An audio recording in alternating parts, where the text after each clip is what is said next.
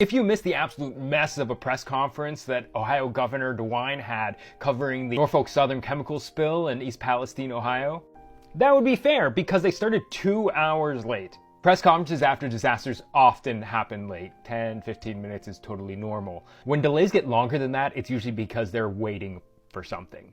But they also arrested the only national reporter who was there.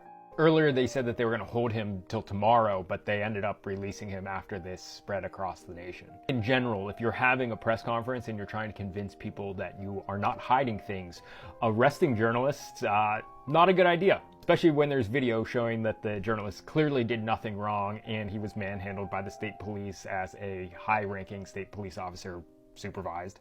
When the press conference finally started, they were very happy to announce that they were ending the mandatory evacuation order, which a lot of people took as good news, but all I see it as it being the benchmark where Norfolk Southern says, hey, everything was fine from here on out, we're not covering expenses. They said that their air and water tests were showing up no problems, but when asked by reporters what specific chemicals that they're testing for, the EPA just pointed to the railroad and said, oh, just what they told us, the vinyl chloride, right? And I want to point out that we still have not gotten a comprehensive, definitive report of what compounds are involved. Of course, there was the 5 tankers of vinyl chloride, but they also said that there was some amount of butyl acrylate, and then they also said that there was benzene residues from empty benzene tankers, or tankers that had carried benzene.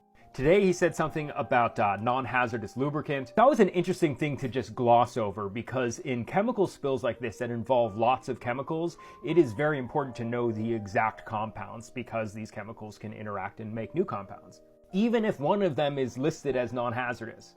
The railroad has a full manifest. They know exactly what was on that train and exactly what amounts. I just don't understand why they're not saying that. Additionally, the Ohio governor admitted that he had not known about the West Virginia governor disclosing that Weirton detected pollutants in their water and had to switch water supplies until 45 minutes before the press conference started, which is interesting given that the press conference started 2 hours and 15 minutes late. Hours before it was even supposed to start, the governor of Ohio didn't know about this?